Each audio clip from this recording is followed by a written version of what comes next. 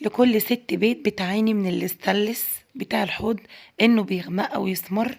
تعالي وانا لقيت الحل السحري ليه. فعلا انا لقيت منتج رهيب بيلمع الاستانلس قوي قوي قوي، وحبيت ان انا اجربه معاكم لايف ونشوف فعلا زي ما الناس بتقول ولا لا. يلا بينا نشوف المنتج بتاعنا ايه.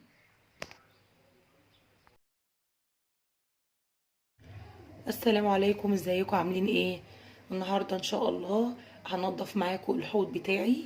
انا سبته 3 ايام من دون تنظيف لان انا اكتشفت منتج حلو جدا ومش غالي، وفظيع في تلميع الاستانلس سواء الاحواض سواء البوتاجاز.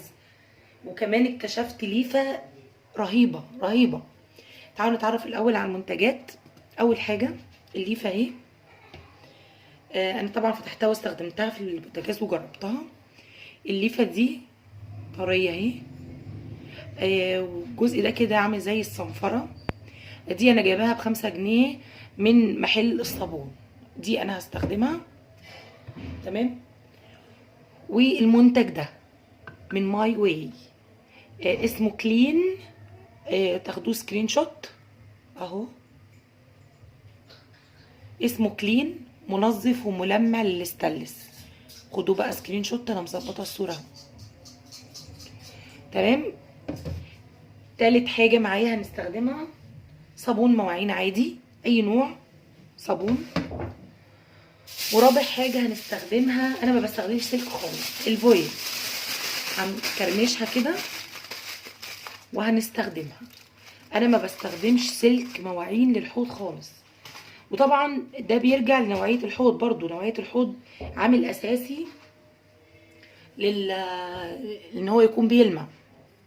انا الحوض بتاعي اسمه فرانك. ده انا كنت جايباه من حوالي 6 سنين. ممتاز، بس انا جايباه مط مش بيلمع، هو مط. تمام. يلا نبتدي بقى نشوف هنعمل ايه. اول حاجه انا هرش كلين ده، هرجه كويس وابتدي احط منه جزء كده، بس هو تقيل، بصوا تقيل. واحط جزء على الليفه زي ما انتم شايفين كده. وهبدا بقى اني ادعك. تمام. زي ما انتم شايفين كده، هو ما بيأذيش الايد خالص. ميزته بقى بيطلع اي صدى.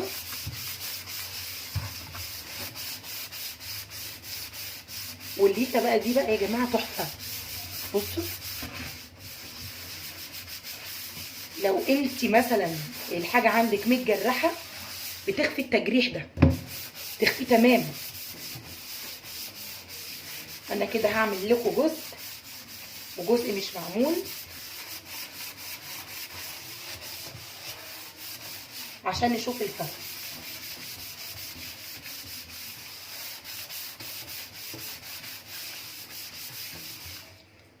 تمام. همسح انا الجزء ده.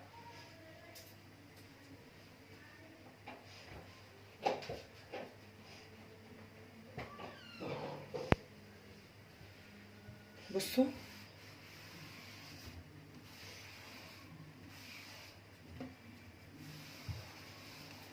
انا يا دوبك مسحت، لسه ما كملتش غسيل. بصوا بقى في فرق بين ده وفرق بين ده. هقرب لكم الكاميرا. تمام.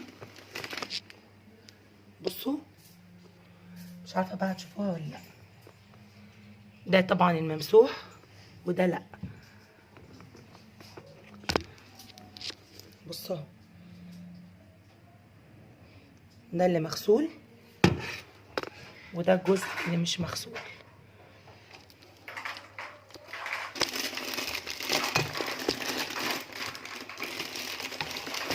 اظبط الكاميرا معاكم تاني اهو.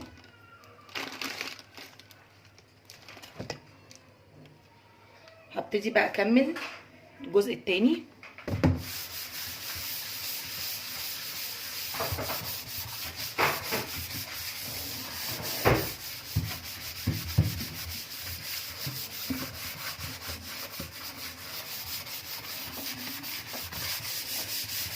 وهقول لكم بقى على سر اللمعه النهائيه.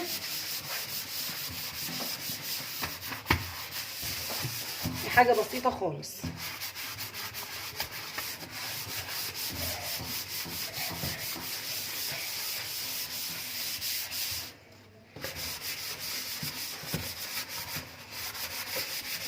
الليفه دي تحفه تحفه فعلا، ومش غاليه، 5 جنيه من اي صبانه.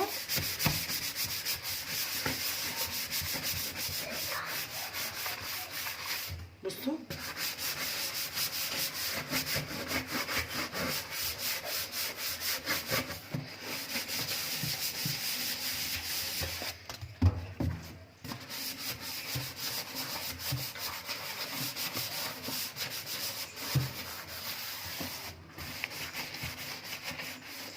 الليفه دي كمان هي والمنظف ده بيضيعوا الصدى من الحنفيات.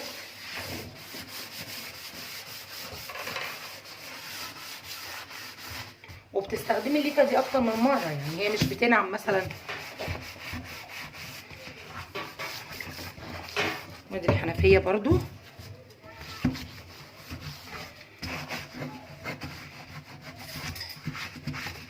زي ما انتم شايفين اهي. اي صدى اي حاجه بيضيعها.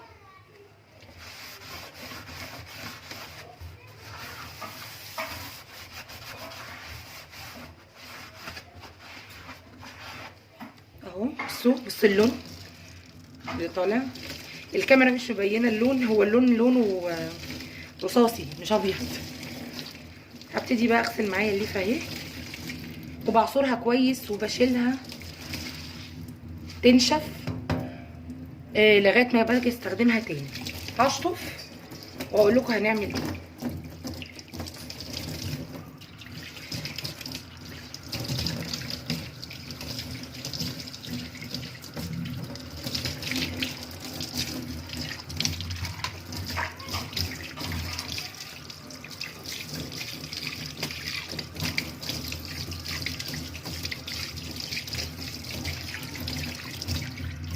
انا يا جماعه الموبايل مش مبين اللمعه.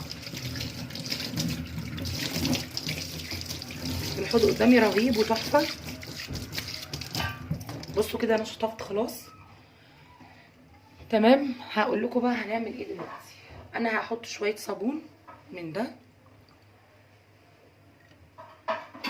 اهو تمام، وهبتدي ادعك دي بقى هتطلع بلاوي الجزء ده. بصوا اللون، شايفين اللون الموف بقى اسود ازاي؟ بصوا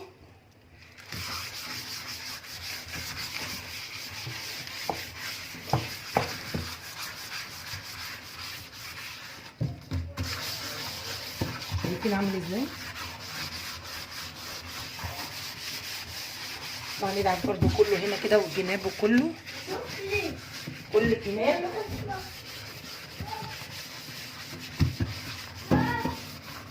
كده.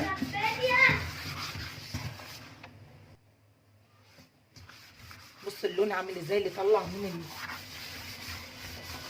الحوض. وهندعك برضو الخلاط بتاعي وهنشطف. بص اللون شايفين، مع اني لسه دعكاه. شايفين وسخه دي كلها طالعه من الفويل مع الستانلس. رهيب في التنظيف يا جماعه. ولما يكون عندك اي حاجه ستانلس عايزه تنضفيها اغليها وحطي معاها ورقه فويل. عيون البوتاجاز وانتي بتنضفيها بميه وخل وبتغليها حطي معاها ورقه فويل، هتلاقي العيون بتبرق كده.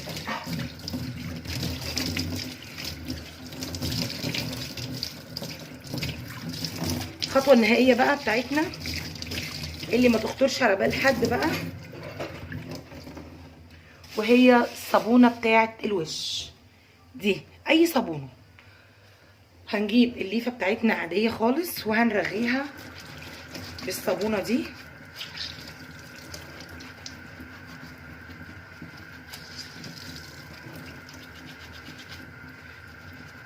اهي زي ما انتم شايفينها كده.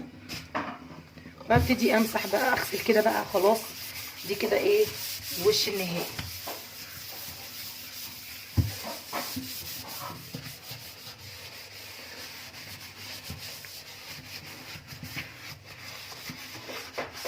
وهصور لكم صور علشان خاطر يبقى واضحه عن الفيديو، لان الفيديو عندي الاضاءه ضعيفه.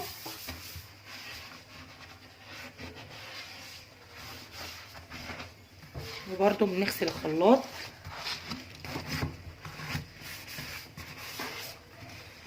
زي ما انتم شايفين كده.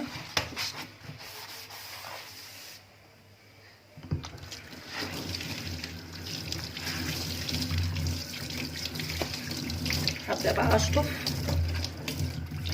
واقول لكم على حاجه مهمه كلنا بنتجاهلها في الحوض، وهي مهمه جدا على فكره، ان احنا ننشف الحوض. ضروري ننشف الحوض بتاعنا زي ما بننشف الرخامه، ضروري جدا، لان الميه دي بيبقى فيها كلور.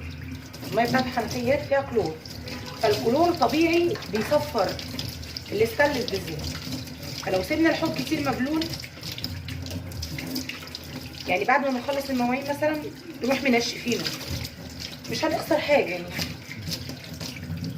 تنشيف بسيط بس كده اهو، بحيث ان احنا ايه ما نسيبش عليه الميه اللي فيها كلور كتير.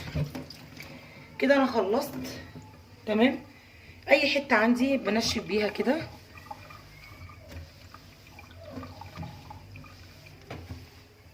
اهم حاجه بس اشرب الميه اللي فيها دي.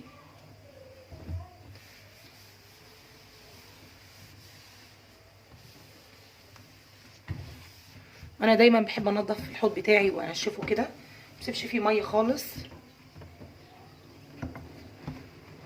والخلاط برضو نفس النظام.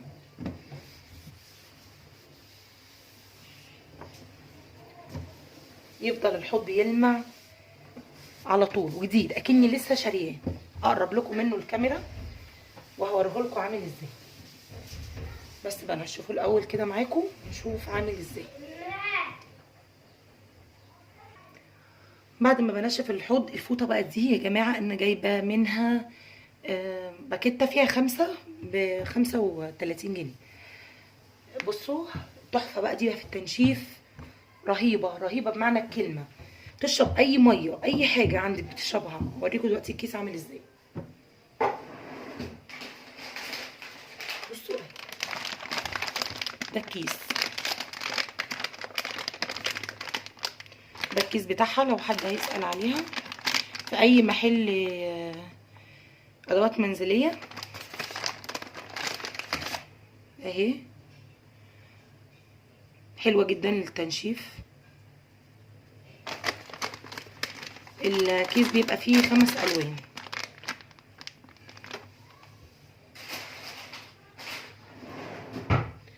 انا كده خلاص نشفت الحوض بتاعي. هوريكم بقى دلوقتي من قريب عامل ازاي. بص الحوض بقى كده، بصوا نضيف ازاي، بصوا لونه، وبص الخلاط شايفين لونه بقى عامل ازاي، بيض جدا وبقى بيلمع خطير زي ما انتم شايفين كده. فرق طبعا بينه وبين الاول زي ما انتم شايفين كده. والخلاط برضو اهم حاجه يكون ناشف، تنشفيه. ما تنسوش بقى لو عجبكم الفيديو لايك واشتراك في القناه وتفعيل الجرس عشان يوصل لكم كل جديد. السلام عليكم ورحمه الله وبركاته.